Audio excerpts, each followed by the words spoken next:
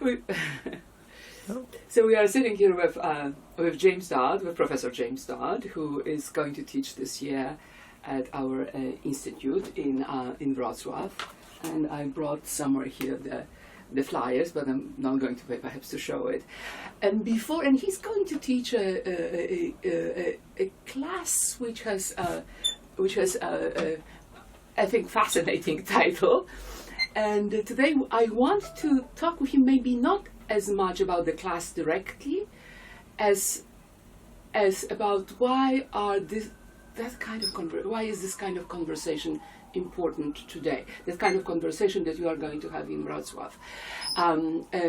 There is everything is now on the surface. We all know that we live in a terribly difficult and confusing times. Everybody calls it now dark times again. And so my question to you is, how can philosophy, or a philosopher, or that kind of philosophy that you are actually practicing, you are a phenomenologist, how can philosophy help to think about getting out of it, out of that confusion, out of this mess, and perhaps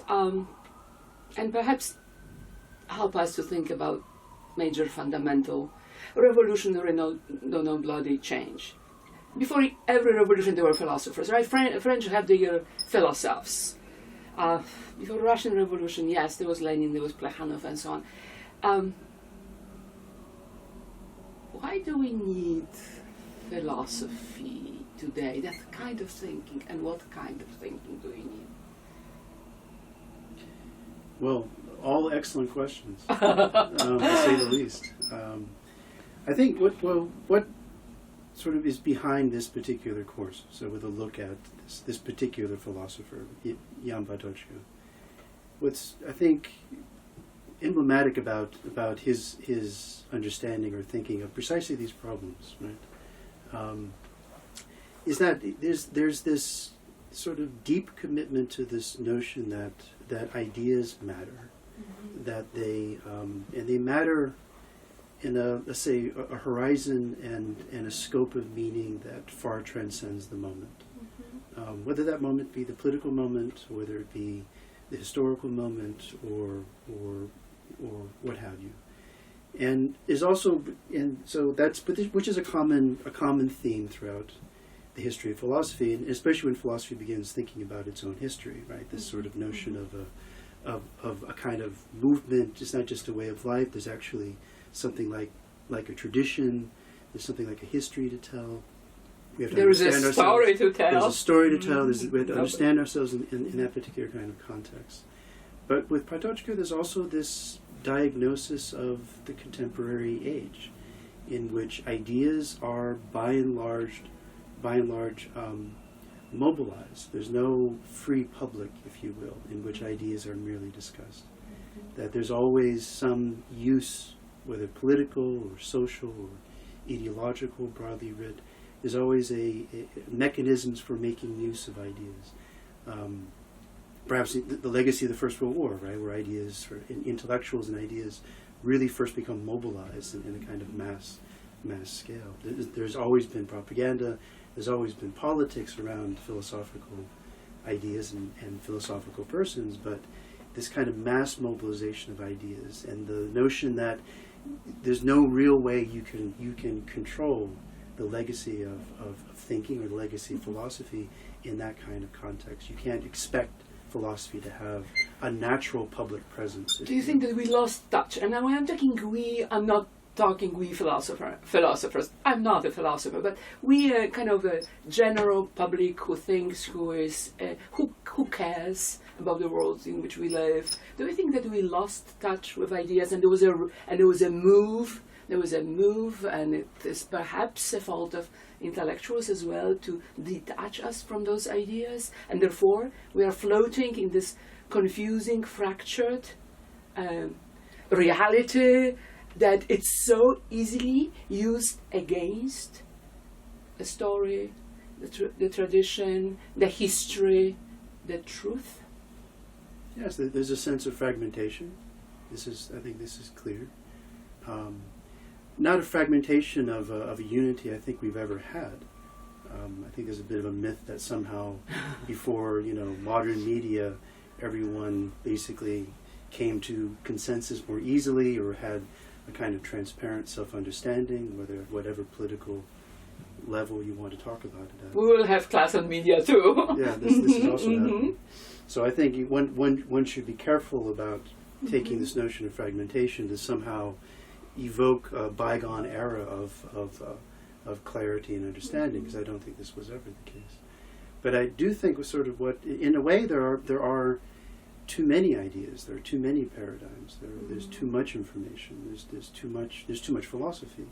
If by that you understand, ways of thinking, interpretive models, critical theory.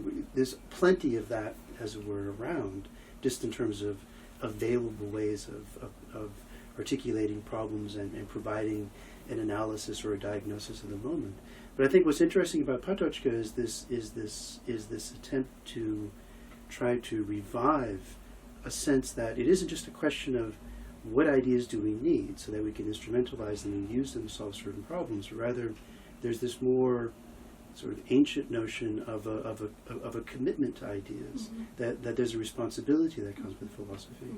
And this is what, for Patocka, is effectively dead, is a sense of a living responsibility for ideas, as opposed to just a sense that we need ideas, we need ideas in order to address the situation. Because in a sense, that there is a consensus on that. We need ideas, we need concepts, we need interpretive models, that this is just part of what it means to govern, part of what it means to be a polity in general, part of what it means to be a citizen, to fight, or just to fight our ideological battles, right? No one is against information. However malleable truth may be, it's still a malleable truth, which is very powerful and very potent, and all sides are engaged in that game. So we have this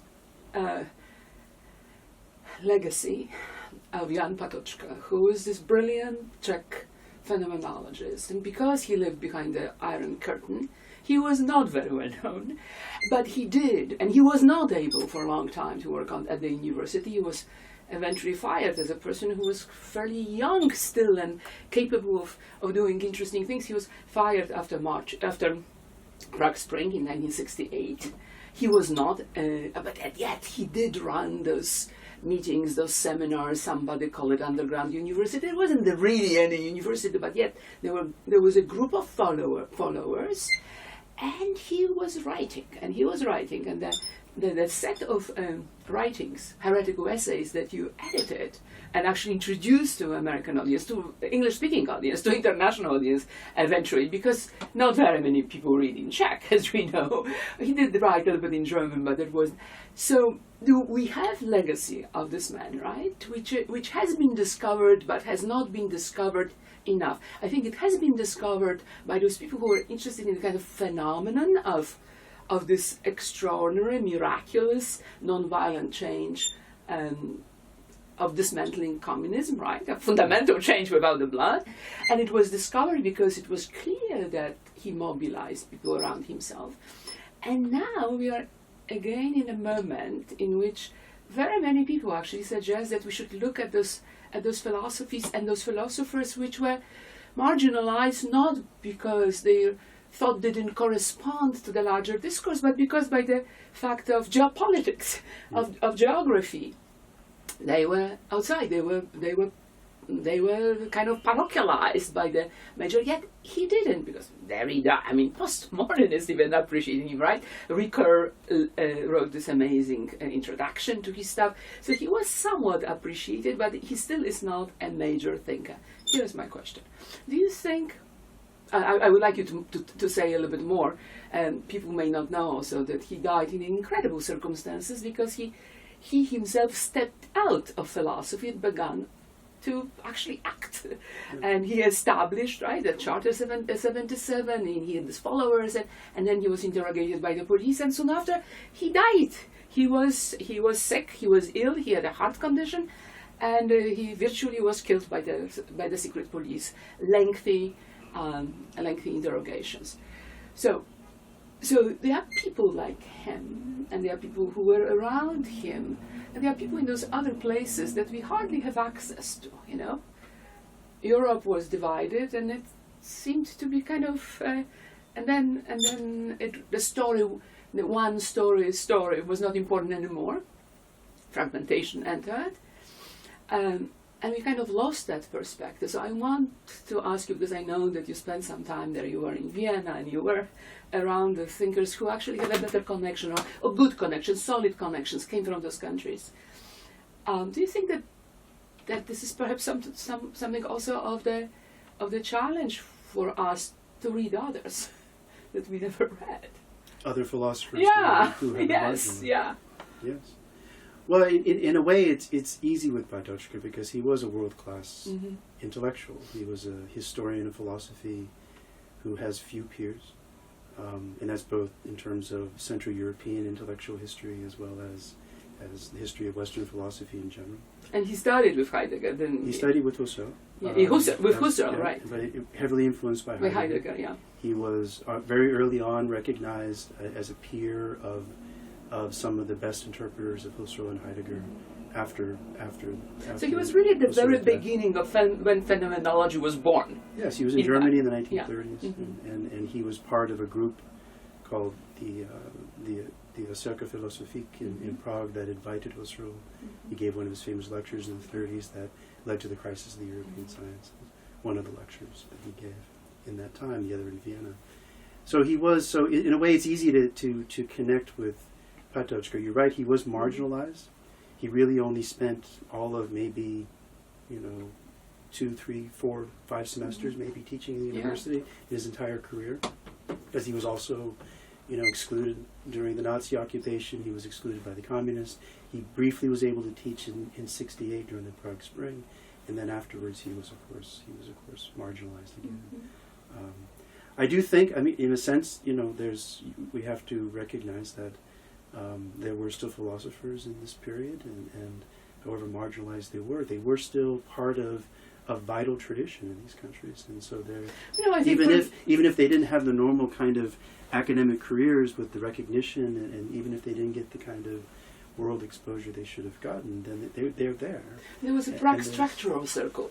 This is not to say that they are, that they're very different kind of approaches to look at the world, but there was Prague structural circle. Yeah. There was this very interesting phenomenon in Poland, which is now kind of gaining a name and recognition as Warsaw School of the Historian of Ideas, with Kołakowski, Baczko, Szacki. So I ask the question because it's not only because of the philosophy, but also because of the reality that prompted those people to think about certain things that Americans did not. Did not have to. Well, Americans are another problem. But no, this is true, and I think there's a very rich tradition there that we overlook to our own loss in fundamental ways. And it was, of course, also interesting about Patocka is that he's also, as you pointed out, he was a prominent dissident connected to the Charter 77 movement. He was one of their public spokespersons. The first one. Then he was killed, right? And then he was harassed mercilessly. This led to his death. His early death. But we're interested in what dissidence was as a phenomenon. It has diverse intellectual roots. Charter 77, drew from all walks of life, all kinds of intellectuals of whatever stripe. Politically, it was also quite diverse. So, but one of the sources of dissidence were these philosophical traditions of Central Eastern Europe, and Patocka is an interesting chapter in that story. And it's interesting in part because if you look at Patocka's writings after 1968, so Heretical Essays is one of the most important. It's a very dark vision and a very dark perspective on things. So it isn't a kind of a joyous, hopeful looking towards the future. There's a hopelessness. But he was hopeful. I think that he's somewhat optimistic. I wanted to ask you this question at the end, but you brought it up yourself, because when I read what you write, I'm also looking at that, and I do think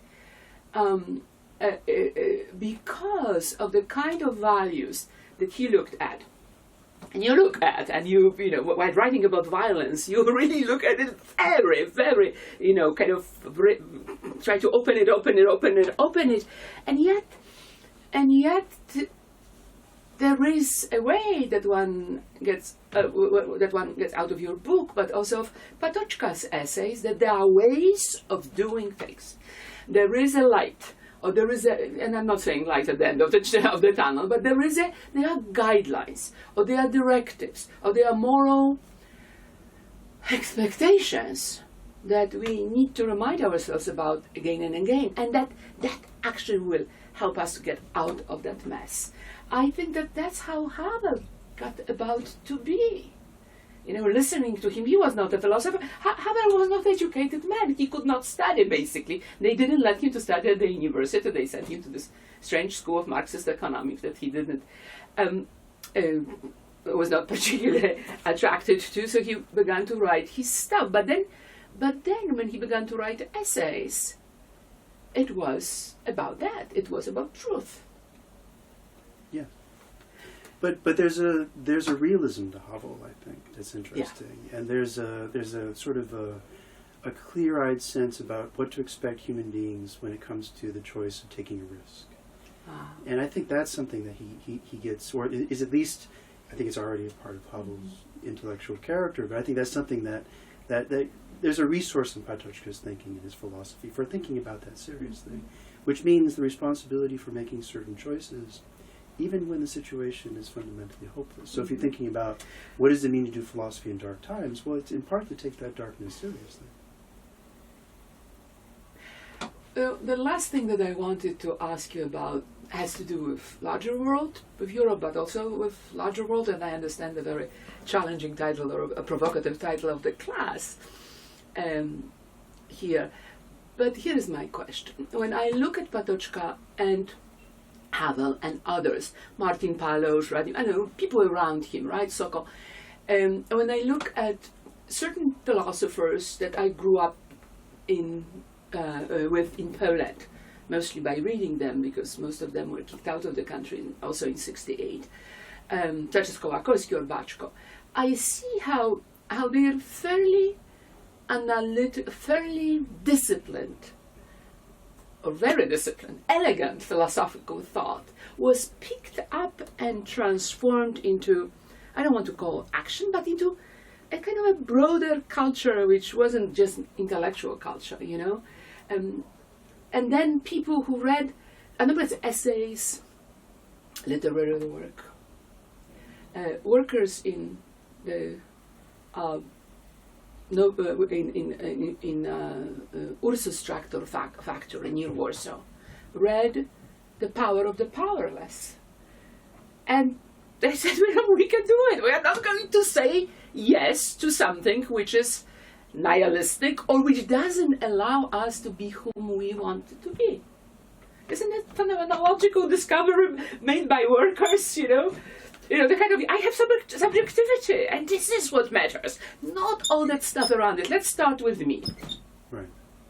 Well, it's phenomenological with respect to at least one fundamental theme, which is the historical character of experience. Mm-hmm. That one has a sense of being a moment in history, and not simply being an individual suffering under a certain regime or constrained by the environment around oneself, but precisely that it's a moment of choice, which means a historical reality, if you will, that we're being faced with, and that somehow that's not something that comes along or something external to us, but rather it's internally constitutive of our subjectivity. I think the more we have a sense, and that's part of the theme of risk that I was pointing to, right? Yes. To be clear-eyed and understand what it means for people to be faced by the possibility of, or the choice of assuming a risk. Yes, I'm not going to get this. That's the origin of historical vacation in Bulgaria. I know that I was to go with my family. I'm not going to do it, but I will not put the poster, you know, in my shop, as in the green grocer said in the in the Power of the Powerless. Exactly. And then that's how one understands the dynamics of that. It's not just a private moment. It isn't just a limited choice to make with respect to a given set of concerns. But it has a significance, and it's tied to a sense of responsibility that's broader than that.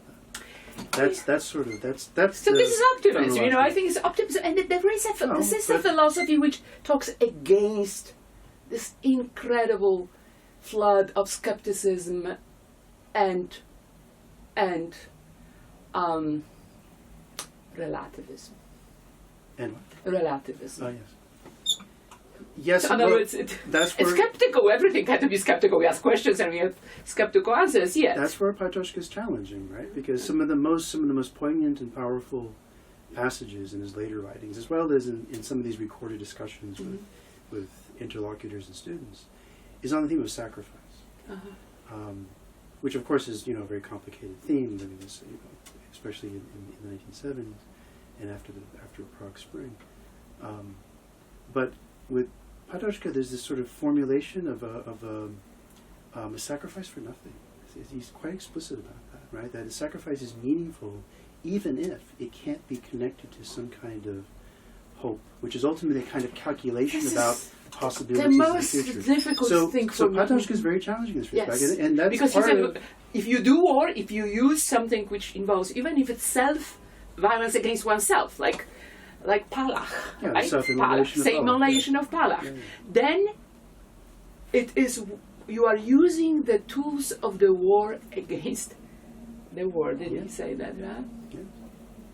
Yeah. It's a very difficult thought, and Patocka is full of these very difficult thoughts that aren't necessarily commensurate with the way in which we tend to think, at least from the American perspective, about what dissidence was all about. But you said it was just a moral fortitude and a hope for the future and a tenaciousness and everything, which is in part true. But again, there are, in the case of Patocka, there's another dimension of just a reflection on human existence and what it is that is conditioning us. That makes it, I think, a complex, interesting figure in this. So is this class going to help us to think about ourselves as forming a major dissident movement around the world against without falling into the traps of various strange violent means that seemed to be legitimate because our situation seemed so horrible. I'm with Arendt on this. There has to be a nuance in the way in which we exercise judgment and what we expect from ideas and what we expect from philosophy, frankly. And I think complex figures like Patocka and telling that story, is a kind of role model about the kinds of nuances we need to pick up on, the awareness of the traps that needs to be firmly in place, without having a defined program that's just going to tell us what to do. So that's what I'm interested in. That's why when if philosophy is in use at all, it's from that perspective. Okay, and that should be our last word. But since I began to my sentence, I will finish it. That's why when Havel went to prison, and he spent in prison on and off around 8 years. Or when Michnik went to prison, and there was a similar situation, 7.5 years in prison. It wasn't never described in terms of sacrifice. It was a